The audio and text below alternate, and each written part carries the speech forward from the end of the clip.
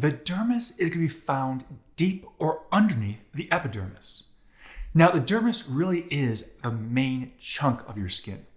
We've already talked about the epidermis and its various layers, but that's just the very surface, what you can touch. If you were to cut through the skin and look at the thickness, the main chunk of it is going to be the dermis, not the epidermis. So the dermis itself is a layer of connective tissue. That CT is connective tissue. What you're going to see here is collagen, elastic, reticular fibers. All three fiber types are present. The collagen gives it strength. That's why your skin can pull different directions. It doesn't tear. But yet it can move. That's the elastic. And the reticular just kind of helps out and hold things together as well. Now, there are plenty of blood vessels found throughout the dermis.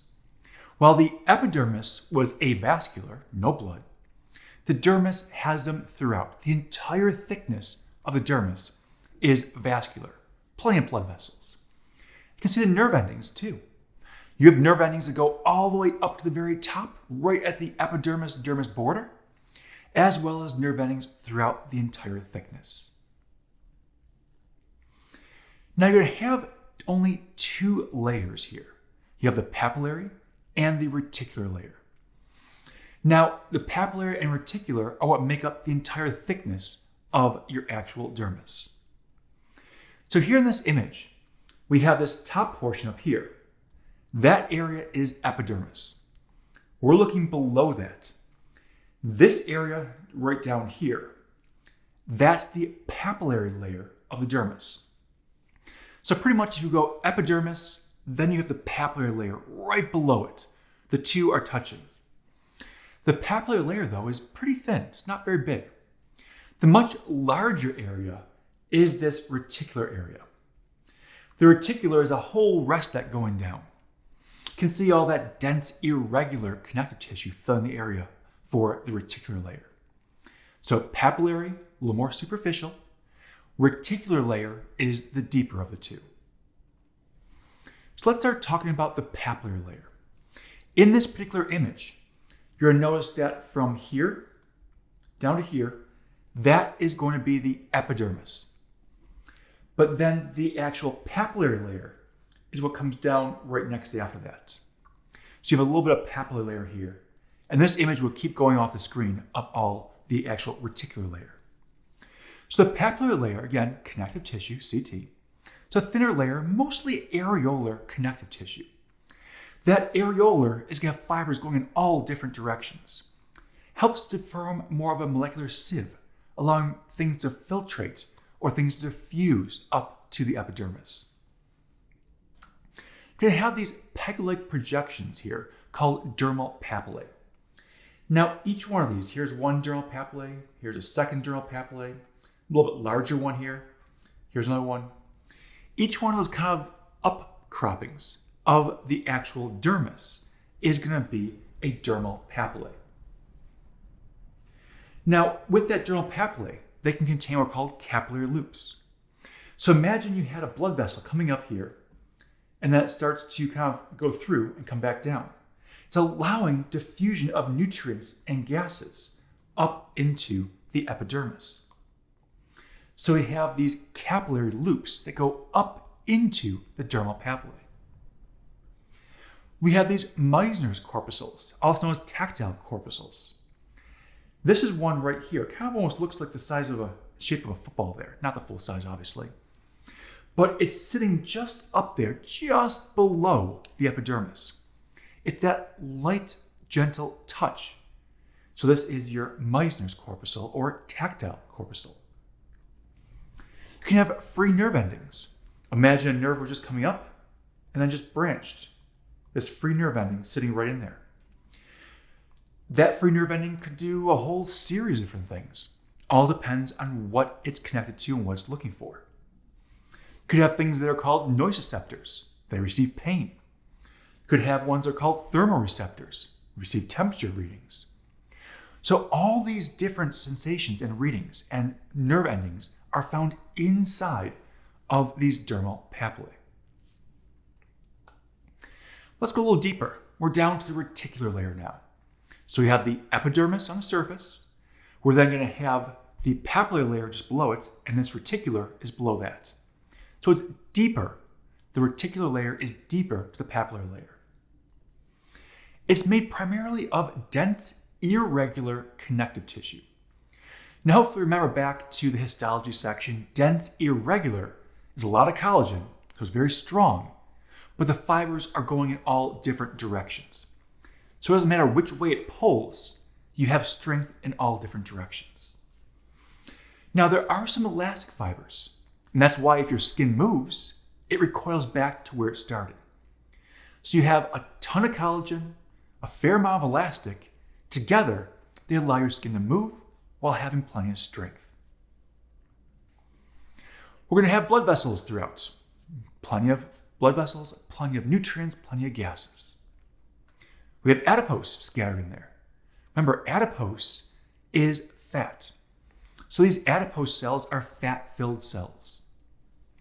You're going to end up having these different adipocytes, the cells of adipose, scattered kind of here or there throughout the actual reticular layer. It doesn't mean you have a huge layer of fat here necessarily, but it means the cells can be found scattered throughout the reticular. And quite often, they're found in the deeper portions of the reticular layer. Nerve tissue. Well, first of all those nerve endings that were found in the papillary layer, that thermoreceptor, the nociceptor, the myocin corpuscles, they all have their nerves running down through the reticular layer. But we also are going to have nerve fibers that go only into the reticular layer. Things like the Pacinian or lamellated corpuscle. These are deep pressure receptors. So if something was really a push and press, that would be the Pacinian or the lamellated corpuscle. And those are found in the reticular layer. You're going to have hair follicles and hairs themselves. This is where the hair follicles and the hairs will originate. So any hair you have on your arm or your head, anywhere, those hair follicles are anchored down in the reticular layer.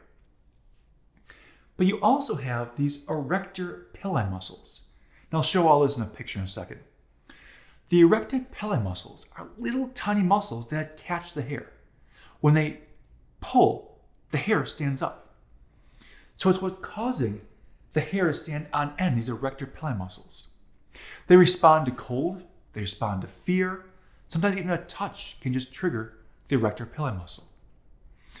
The idea is by having these hairs stand on end, it's kind of your body's response mechanism to those different situations. And that's really what makes goosebumps. Because as those erector pili shorten, they get a little bit thicker. That thickness is what pumps and pushes just under the skin. So the erector pili muscle attached to the hair follicles in the hair. Sebaceous oil glands. Now, these sebaceous oil glands can go right into the hair follicle. It's going to allow the production of sebum or oil and helps keep the hairs pliable and functional. It can then seep up the hair follicle and go onto the skin surface that way. And sudoriferous sweat glands or sudoriferous glands. These sudoriferous glands will go directly to the skin surface. And if you need to be sweating, for example, you're overheating, this sweat carries heat away from the skin itself onto the surface to evaporate the heat off of your skin. All right, let's look at this image and kind of put some pieces together here. So first off, the top is the epidermis. We already know that, we've covered that. We then have the dermis with its two layers. We haven't gotten to the hypodermis yet, we'll do that in a second. But inside the dermis, notice, here is a sweat gland. This is an eccrine sweat gland. You can see how it goes directly up to the skin surface, no hair follicle necessary. While over here, you can see right here and right here, those are sebaceous glands, oil glands.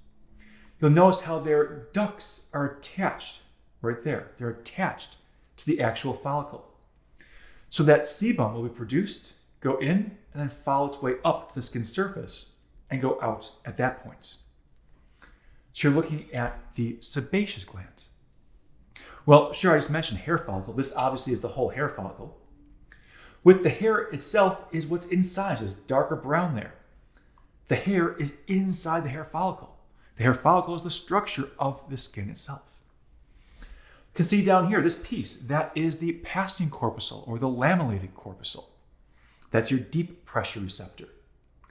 Here, this is going to be the erector pili muscle. That erector pili muscle, when it contracts, stands the hair up on end. So you can see that you have the yellow here, plenty of nerve endings. All the blood vessels are going up. Plenty of nerve endings and blood vessels throughout the dermal layer. So that's what we're looking at the dermis itself.